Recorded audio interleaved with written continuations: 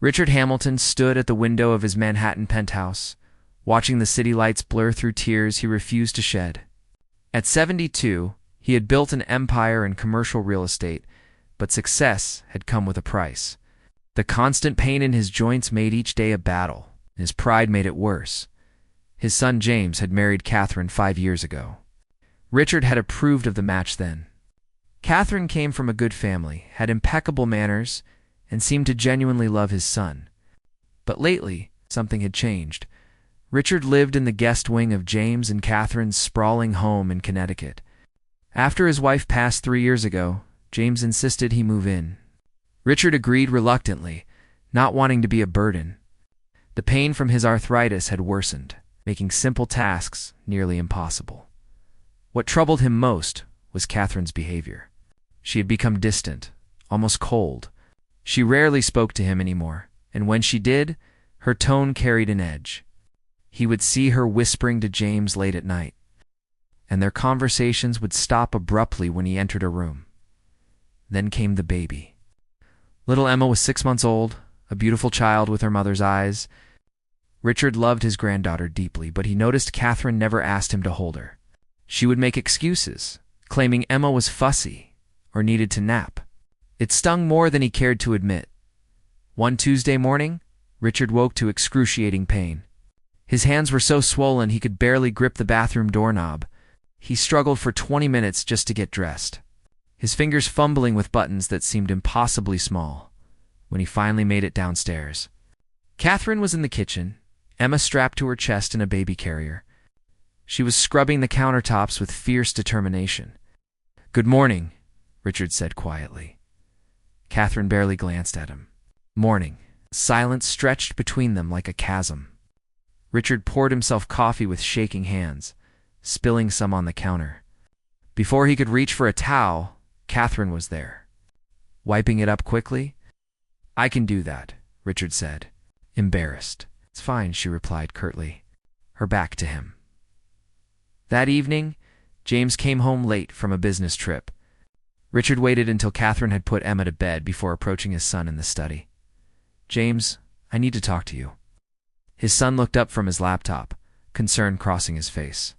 "What's wrong, Dad?" "I think I should move out. Perhaps find a retirement community nearby. I don't want to impose on you and Catherine any longer." James stood abruptly. "What, Dad, no? This is your home. Why would you even think that?" Richard struggled to find the words. "Catherine and we don't seem to get along anymore. I see the way she looks at me. I hear you two talking late at night. I'm not blind, son. If I'm causing problems in your marriage, I should go." James's expression shifted from confusion to something else, something Richard couldn't quite read. "Dad, you've got it all wrong. Give me a moment." James left the study, and Richard heard him calling for Catherine. When they both returned, Catherine's eyes were red, as if she had been crying. "Catherine has something to tell you, Dad," James said gently. Catherine sat down, Emma still sleeping against her chest. She took a deep breath, and when she spoke, her voice trembled. "Richard, I owe you an apology. I've been terrible to you, and you didn't deserve it." She paused, wiping her eyes. "The truth is, I've been exhausted. Not just tired, but completely overwhelmed. Being a new mother is harder than I ever imagined, and I've been suffering from postpartum anxiety." Richard started to speak, but she held up her hand. "Please, let me finish. Every night after you go to bed, I've been coming to your wing. I've been cleaning your bathroom, doing your laundry, organizing your medications. I noticed how much pain you were in, how hard simple things had become." Richard felt his chest tighten. Catherine continued, "But I didn't want you to know. I thought if you knew I was helping you, it would hurt your pride. You've always been so independent, so strong. I was trying to help without making you feel dependent. But in doing that, I became short with you during the day. I was so tired, so anxious about getting everything done without you noticing. I pushed you away when I should have been pulling you close." Tears flowed freely down Richard's face now. "Catherine, I thought you resented me." "Never," she said firmly. "I love you. You're not just my father-in-law. You're the father I lost when I was 16.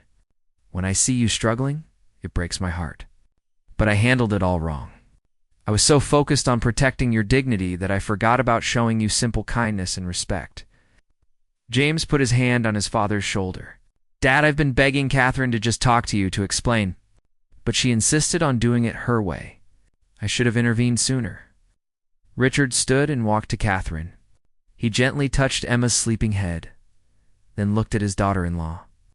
"Can you forgive an old fool for misjudging you?"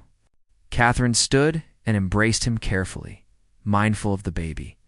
"Only if you can forgive me for my silence." From that night forward, everything changed. Catherine started asking for Richard's help with Emma, and his face would light up every time. They began having morning coffee together, talking about everything and nothing. Richard also started physical therapy. With Catherine's encouragement and James's support, he learned new ways to manage his pain. Some days were still difficult, but knowing his family truly wanted him there made all the difference. One Saturday afternoon, 3 months later, Catherine found Richard on the floor of his bathroom, Emma in the baby carrier on his chest. He was wearing yellow rubber gloves and scrubbing the toilet. "Richard, what are you doing?" she asked, alarmed.